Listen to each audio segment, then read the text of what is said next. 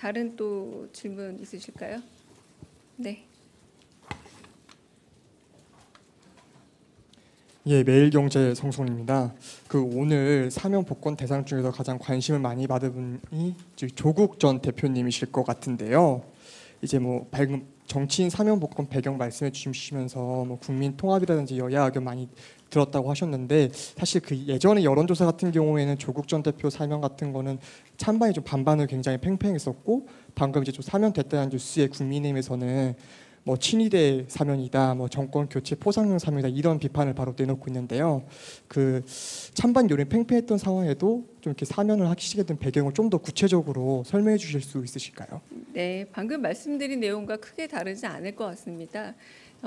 민주당이 여당이라고 본다면, 그리고 이재명 대통령의 여당이 만약에 민주당으로 본다면 조국 혁신단은 분명히 야당이고요. 그런 부분에서 이재명 대통령의 이제 측근 인사가 아니라 오히려 다양한 정치계 그리고 종교계 다양한 인사들로부터 각계각층의 사면에 대한 요구가 많이 있었던 인사 중에 한 명이라고도 할 수 있겠고, 그리고 방금 말씀하셨지만 굉장히 팽팽한 다양한 어떤 사회적 요구 속에서 고심의 결과라고 할 수 있을 듯 하고요.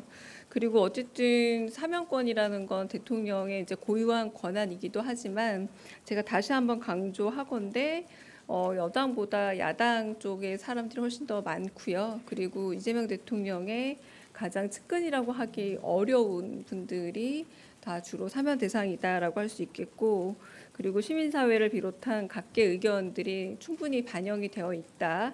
그리고 무엇보다 여러 가지 지금 방금 말씀하신 게 오히려 좀 답에 해답이 될 것 같은데, 좀 격심했던 분열과 어떤 갈등 이런 걸 넘어서서 대통합의 정치, 그리고 대화와 화해의 물꼬를 트는 대통합의 정치로 나가고자 하는, 크게 통합하는 대통령이 되겠다라고 말씀하신 의지가 좀 더 반영된 그런 사면이다라고 보시면 좋을 듯합니다. 네. 네, SBS 비즈 우영준입니다.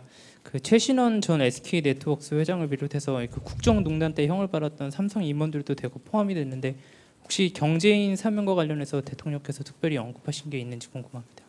이번에 제가 앞서 말씀드린 것처럼 역대 두 번째로 많은 민생경제의 조속한 회복을 위해서 가장 많은 서민 약자와의 동행을 좀 목표에 두고 행정 제재라던가 혹은 또 여러 이제 5천만 원 이하의 소액 그런 신용에서 문제가 있는 분들에 대한 그런 신용 사면 같은 것들이 이루어졌습니다. 그러니까 경제의 어떤 물꼬로 다시 틀고 경제 활성화를 위한 그런 부분의 사면에 좀 더 주목해 주시면 좋겠고요.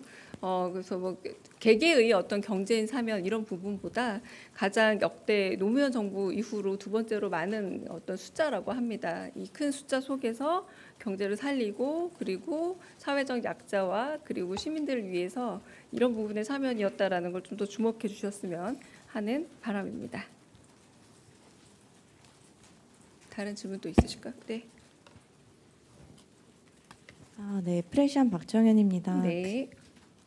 대변인님께서 대통합의 의지라고 표현해 주셨는데, 사실 조국 전 대표와 관련해서는 조국 사태라고 불릴 만큼 국민적인 논쟁이 있었던 사안이고 자녀 입시 비리가 좀 핵심적인 사안이었는데, 대통령께서는 이 부분을 어떻게 통합하길 바라는 방향이 있으신지 궁금하고, 또 정의당이나 경실련 같은 이제 친여 성향 혹은 여권으로 분류되는 단체들에서도 부와 권력을 통한 학벌 대물림에 대한 우려를 표했는데, 이 부분에 대한 대통령실의 입장이 궁금합니다.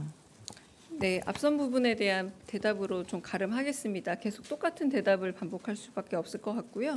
민생경제 조속한 회복을 위해서 좀 서민 약자와의 동행, 그리고 어쨌든 국민 대통합의 전기를 마련하기 위해서 이번에는 가장 큰 규모의 사회적 약자 배려를 위해서 생계형 사범 그리고 유아대동 수용자라던가 그리고 벌금 미납으로 인한 노역형 유치자 이런 분들을 두루 포함한 사면이었다라는 부분에서 그런 사면의 어떤 성격을 조금 더 봐주셨으면 하는 그런 바람입니다.